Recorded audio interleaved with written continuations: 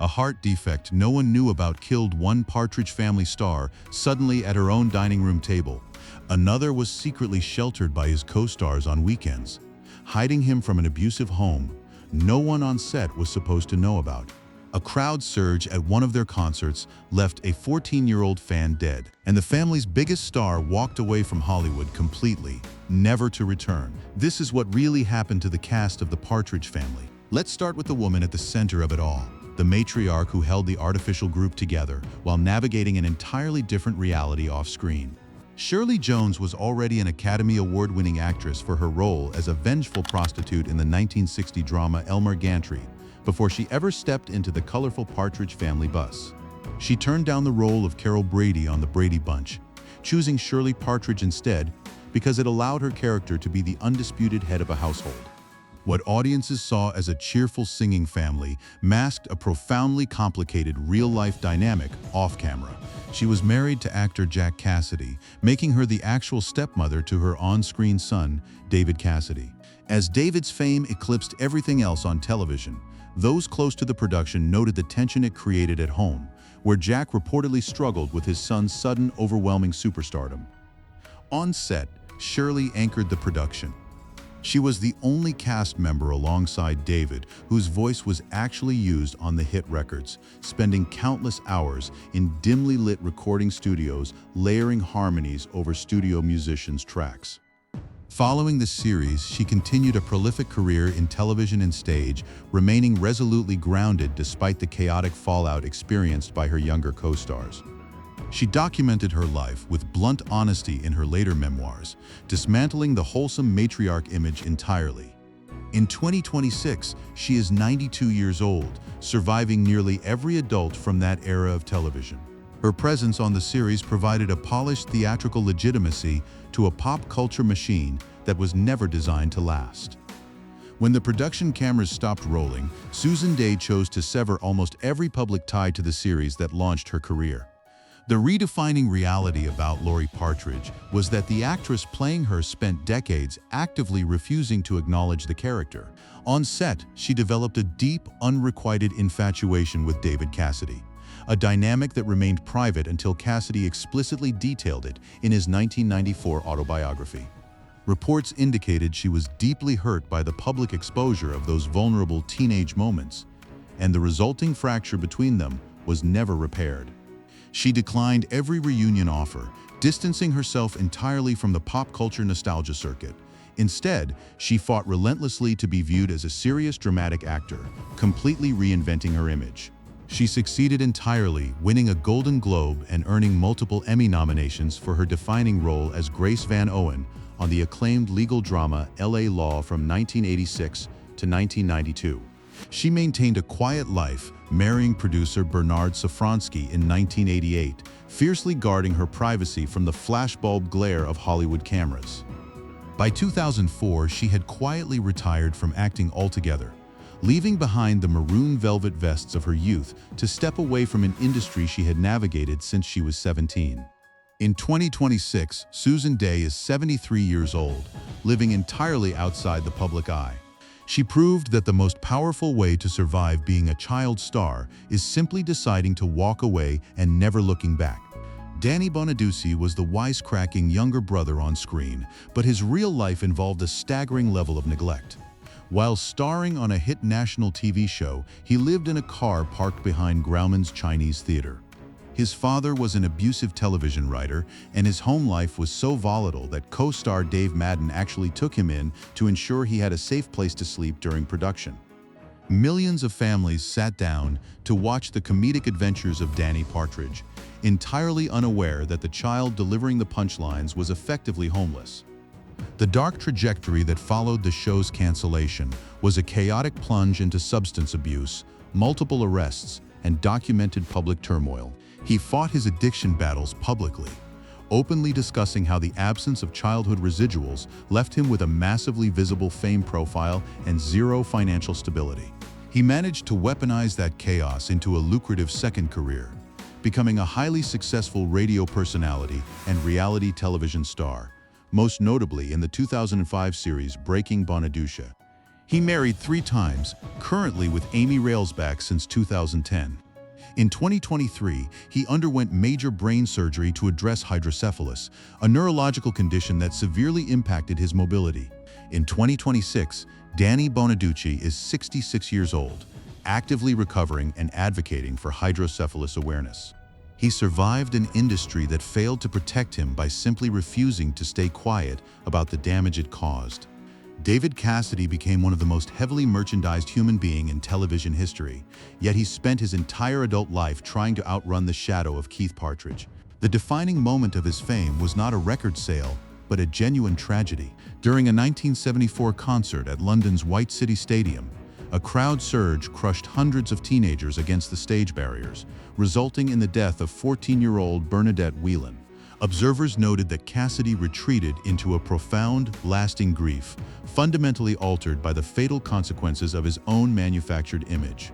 He had always wanted to be a serious rock musician, but the industry firmly locked him inside a velvet jumpsuit.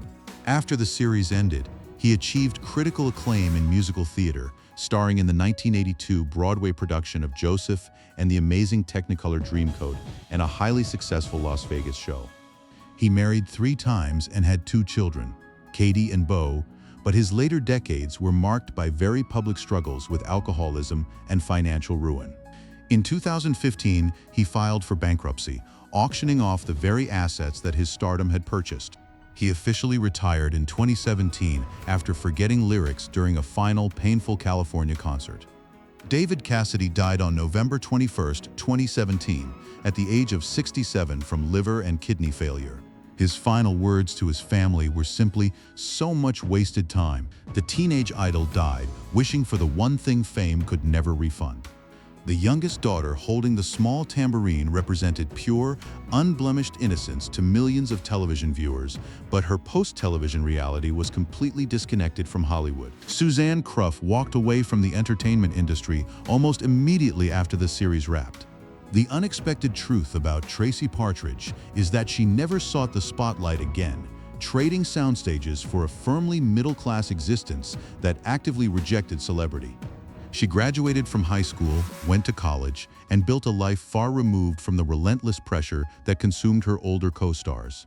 She married William Condrey in 1985, raising 2 daughters together. Over the subsequent decades, she owned and operated an independent bookstore in Temecula, California, and managed a retail shop, finding genuine fulfillment in the quiet routines of civilian life. She occasionally attended the various cast reunions, providing a sharp contrast to the typical child star narrative by projecting simple, grounded contentment. Observers often noted she seemed entirely untouched by the typical vanity of the profession. Then, tragedy struck without warning. On April 27, 2015, Suzanne Croft died suddenly at her dining room table in Laughlin, Nevada. She was 52 years old. The coroner determined the cause of death was arrhythmogenic right ventricular dysplasia, a rare and undiagnosed heart condition. In a cast defined by chaotic public struggles, she successfully built a perfectly normal life, only to be taken away by a medical anomaly no one could see coming. The perpetually exasperated band manager Reuben Kincaid projected a deep annoyance with children on screen, but his real life offered a profound contrast. Dave Madden was actually the fiercest protector of the youngest cast members.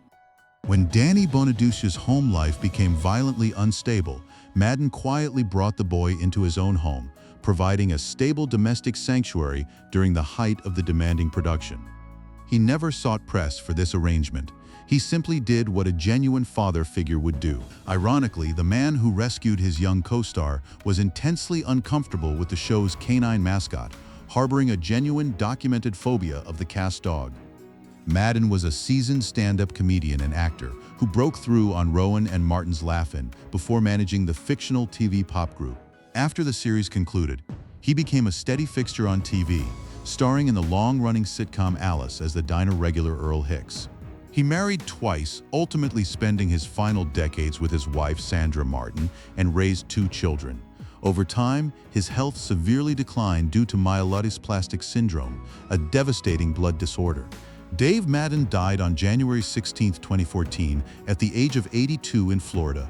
The The industry labeled him a comedic character actor, but the children on that set knew him as the safest adult in a profoundly unsafe business. Replacing an established child actor mid-series is one of television's most difficult maneuvers, but the audience barely noticed when the new drummer arrived on set. Bryan Forster stepped into the role of Chris Partridge in Season 2, delivering a seamless transition that kept the ratings juggernaut rolling.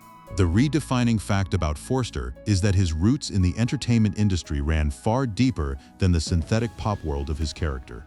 He was the grandson of distinguished British actor Alan Napier, who was famously known as the elegant butler Alfred on the 1960s Batman series, and his father was actor Peter Forster. Despite this formidable theatrical lineage, working as an actor was merely a temporary childhood detour. Once the massive television series concluded, he boldly stepped completely away from the glaring studio lights. What followed was a total reinvention that traded velvet stage costumes for fire-retardant racing suits. Forster channeled his energy into professional motorsports, eventually becoming a competitive race car driver in Northern California. He also worked extensively as a high-performance driving instructor, teaching others how to navigate severe physical limits on the asphalt. He built a quiet, grounded family life far outside the Los Angeles studio system. In 2026, Bryan Forster is 66 years old. He entirely avoided the typical Hollywood child star traps by making a deliberate choice early on. He recognized the fame was temporary and simply drove himself toward a faster, more authentic reality. The mystery of the disappearing younger brother is a classic television trope, but the truth behind the original Chris Partridge is rooted entirely in off-camera turbulence. Jeremy Gelbwaks originated the role, sitting behind the drum kit for the first 25 episodes. The defining fact about his tenure is that he was quietly dismissed because his aggressive behavior alienated almost everyone on set. Reports confirmed the 9-year-old regularly kicked his castmates, prompting genuine frustration from the production team. When his father's actual employment required relocating the family across the country, the network utilized the move to replace him. What happened next represents one of the healthiest transitions imaginable for a fired child actor. Gelbwaks completely abandoned the massive entertainment industry and fully embraced academia. He studied diligently, eventually attending Columbia University, where he earned a degree in business and technology. He transformed into a highly successful computer analyst and management consultant, entirely trading scripts and sound stages for data systems and corporate strategy. He married his wife Patricia and built a private, structured life far removed from television cameras. In 2026, Jeremy Gelbwaks is 65 years old, residing on the prominent East Coast. He occasionally participates in cast reunions, demonstrating no lingering bitterness about his early exit. The child who was removed for being too difficult became a man who mastered complex systems, finding quiet, lasting success in a world where logic outweighs fame. When a popular television series begins rapidly losing momentum, networks rely on desperate tactical additions to recover their audience. Rick Segal was exactly 4 years old when he was drafted into the 4th season as Ricky Stevens, the precocious young neighbor holding an oversized guitar. The defining reality about his casting was that he represented a manufactured attempt to inject new toddler-level charm into a cast that was visibly outgrowing its original premise. The artificial tactic completely failed, and the show was inevitably canceled by the end of his single season. Unlike many child actors who vanish after an early failure, Segal actively retained his creative momentum. As he matured, he continued working extensively in regional theater and small television projects. He successfully navigated the difficult, rarely successful transition into adult acting, later writing and performing a highly acclaimed one-man stage show titled Barbarian, which directly explored the complex psychological realities of modern fatherhood and faith. Married to Indrani Mukherjee, he established a thoroughly grounded private existence. In 2026, Rick Segal is 57 years old, far removed from the tiny velvet suits of his youth. The Partridge Family sold an illusion of perfectly harmonized domestic life, packaged inside a brightly painted bus that never actually traveled anywhere. Behind the music, The real individuals faced extraordinary isolation, profound losses, and the heavy burden of sudden fame. Some survived by completely walking away, while others spent decades trying to recover what the industry took from them. They were never a real family, but the complex reality of their intertwined